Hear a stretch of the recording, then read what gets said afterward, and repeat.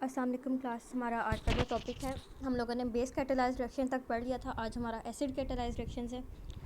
तो acid catalysed जो है न्यूक्लियोफिलिक एडिशन रिएक्शन है will take place with a weak nucleophilic reagent. मतलब अगर जो न्यूक्लियोफाइल का रीजेंट है वो अगर वीक भी होगा तो भी वो रिएक्शन हो जाएगा।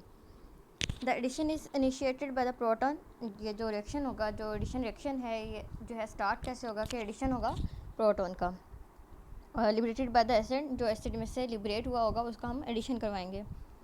The proton combines with the कार्बोनल oxygen atom and increases the electrophilic character of the कार्बोनल carbon. और जो कार्बोनल ग्रुप है हमारा, उसमें एक कार्बन है, एक ऑक्सीजन है, कि तो हमें पता है।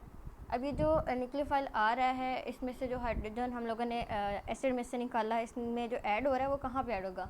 वो जो एसिड में से हाइड्रोजन निकल के आ रहा है जो प्रोटॉन की फॉर्म में है, वो आके ऑक्सीजन के ऊपर ऐड होगा और इसके रिजल्ट में क्या होगा कि उसका इलेक्ट्रोफिलिक कैरेक्टर जो है वो इंक्रीज़ हो जाएगा। As a result the attack of the weak nucleophile on the electrophilic carbon becomes easier. उसका रिजल्ट ये होगा कि जब प्रोटॉन आके अटैच हो चुका होगा ऑक्सीजन के ऊपर, तो जो आने वाला वीक न्यूक्लियोफाइल है वो भी इजीली आके अटैच हो सकता है उसके ऊपर। यहाँ पे जनरल मैकेनिज्म दिखाया है। ये आपके पास कार्बोनल ग्रुप है जी, एक मिनट जी, ये आपके पास कार्बोनल ग्रुप है। इसके ऊपर आके जी प्रोटॉन ने अटैक किया और ऑक्सीजन के ऊपर अटैक करेगा, तो वो इस तरह से बन जाएगा। ठीक है। अब ये जो आने वाला न्यूक्लियोफाइल है, ये क्योंकि ज़्यादा इलेक्ट्रोफिलिक हो गया, तो आने वाला जो न्यूक्लियोफाइल है वो इजीली अटैक कर सकेगा। तो जो आने वाला न्यूक्लियोफाइल है वो इस कार्बन के ऊपर अटैक करेगा और वो इजी होगा। इसी तरह ये दूसरा स्टेप आ जाएगा। तो आपने स्टेप वाइज करना होता है। पहले स्टेप में प्रोटॉन ने अटैक किया ऑक्सीजन के ऊपर, ये दूसरा स्टेप आ गया जी। यहाँ पे ये जो है न्यूक्लियोफाइल आया, इसने कार्बन के ऊपर अटैक किया। ये एरोज आपने मस्ट हैं जो भी बनाए हुए, इन्होंने सारे बनाने हैं। इसका क्या होगा कि जब न्यूक्लियोफाइल आके अटैक हुआ, ये साइड पे आके न्यूक्लियोफाइल लग गया, इस साइड पे OH ग्रुप लग गया। तो ये इसका बेसिक एसिड कैटेलाइज्ड का जो है बेसिक जो है मैकेनिज्म है।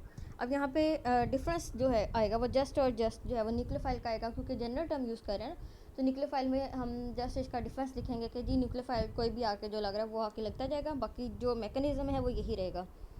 The acid catalysed nucleophilic addition reaction of the aldehyde and ketones are the following.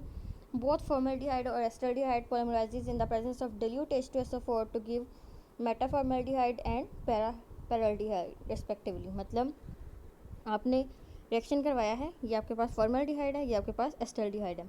दोनों का H2SO4 की प्रेजेंस में पॉलीमराइजेशन करवाई है, ये मेटाफॉर्मल्डिहाइड हो गया और ये पैराल्डिहाइड बन गया। तो आपके पास ये वाला इन्होंने कंबाइंड फॉर्म में लिखा है। आपको पता है कैसे लिखते हैं हम लोग, H single bond C double bond O और इस साइड पे भी H लग जाएगा। और अगर एसिटाल्डिहाइड है जैसे कि ये वाला है, तो एक साइड पे CH3 ग्रुप लग जाएगा, सेंटर में C डबल बॉन्ड O और एक साइड पे H लगा होगा। इतना सा डिफरेंस है। तो उसके बाद जब हम उसको पॉलीमराइजेशन रिएक्शन कर दिया तो ये स्ट्रक्चर बन जाएगा। इसका जब हम करवाएंगे तो ये स्ट्रक्चर बन जाएगा। स्ट्रक्चर आपको खुद से ड्रा करने पड़ेंगे, इसी तरह से कुछ मुश्किल नहीं है। उसके बाद रिएक्शन ऑफ अमोनिया डेरिवेटिव्स है। तो एल्डिहाइड एंड कीटोन जो है रिएक्ट करेंगे अमोनिया डेरिवेटिव के साथ। अमोनिया डेरिवेटिव क्या है? अमोनिया डेरिवेटिव का उन्होंने जनरल फार्मूला लिख दिया ये, to form compound containing group C double bond N और G एंड वाटर। मतलब जब ये अटैक करेगा अमोनिया ग्रुप आके, तो जो रिजल्टेंट चीज़ बनेगी वो ये चीज़ बनेगी, ये और साथ में वाटर। यहाँ पे the reaction is known as condensation reaction और addition elimination reaction because water is lost after addition occur.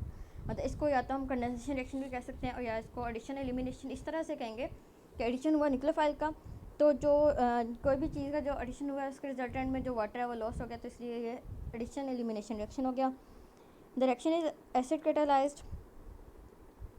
The general reaction जो है वो किस तरह से, अच्छा यहाँ पे हम जनरल, ये इंपॉर्टेंट रिएक्शन है, एक तरह से आपको बहुत गौर से करना पड़ेगा। ये आपके पास एल्डिहाइड या कीटोन का फार्मूला है, ठीक है। ये उन्होंने जनरल फार्मूला लिख दिया कि यहाँ पे अगर दोनों साइडों पे H लगेगा तो फॉर्मल्डिहाइड बन जाएगा। अगर एक साइड पे CH3 एक साइड पे H लगेगा तो ये एसिटाल्डिहाइड बनेगा। और अगर दोनों साइडों पे CH3 लगा देते हैं तो वो कीटोन बन जाता है, यानी कि एसीटोन बन जाता है। तो एल्डिहाइड और कीटोन उन्होंने जनरल लिख दिया कि कोई भी हो सकता है। हमने इसके ऊपर अमोनिया डेरिवेटिव जो है वो अटैक करवा दी। यहाँ पे एरो देखें तो ये वाला जो है कार्बन के ऊपर अटैक कर रहा है। यहाँ पे अब देखते हैं कि जब इसने ये जो इसके ऊपर दो लोन पेयर, एक लोन पेयर है नाइट्रोजन के ऊपर, जब इसने आके अटैक किया यहाँ पे, तो ये वाला जो ऑक्सीजन और कार्बन का डबल बॉन्ड था ये वाला, ये ऊपर चला गया, ठीक है। अब जब ये ऊपर जाएगा तो इसमें से, क्योंकि इसके ऊपर नेगेटिव चार्ज आ जाएगा, तो यहाँ से एक एच जो है वहाँ पे जाके लगेगा। तो फार्मूला कैसे बनेगा कि ये दोनों जो हैं, ये वाले दो बॉन्ड हैं, ये और ये शो कर दिया उन्होंने। कार्बन के ऊपर ये जो O था इसके साथ H लग के OH बन गया। यहाँ पे लग जाएगा जी N के साथ ये जो एक H था वो इसके साथ लग गया, और एक H जो है वो इसके साथ लगा रहेगा, और साथ में G।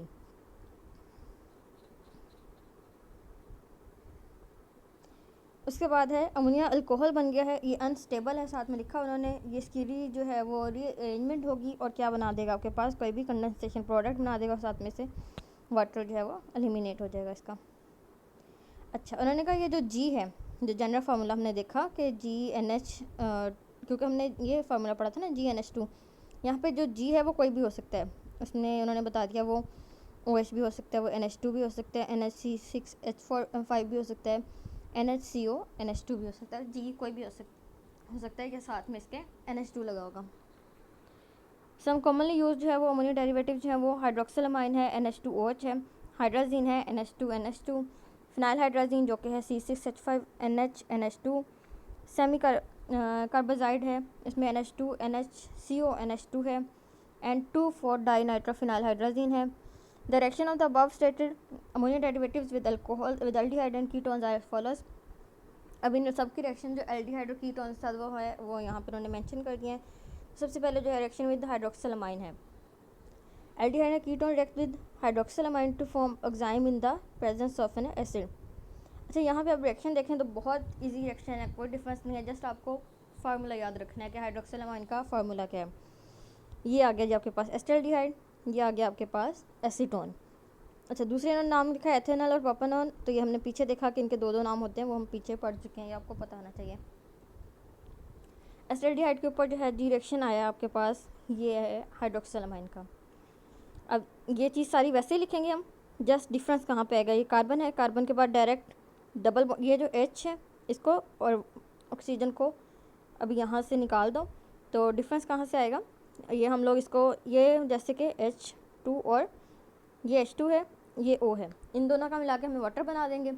यहाँ पे डबल बॉन्ड जो है यहाँ से हम स्टार्ट करेंगे नाइट्रोजन से, तो इधर डबल बॉन्ड है, यहाँ पे डायरेक्ट नाइट्रोजन लग गया, साथ में OH लगा है वैसे ही लग जाएगा, और यहाँ से जो H2 और O निकला इसका हमने वाटर बना दिया। तो सिंपल रिएक्शन है, सिंपल सा रिएक्शन है, इसमें कोई डिफरेंस नहीं है कि आपको मुश्किल लगे, इसमें जस्ट आपने इसका फार्मूला लिखना है और इसको आगे कंबाइन करके लिख देना है। इसी तरह से नेक्स्ट एसीटोन का रिएक्शन है या प्रोपेनॉन का है, उसमें भी क्या हुआ कि यहाँ से H2, यहाँ से वाटर एलिमिनेट हुआ ऑक्सीजन का कंबाइन करके, और यहाँ से डबल बॉन्ड के बाद डायरेक्ट N और OH आ जाएगा।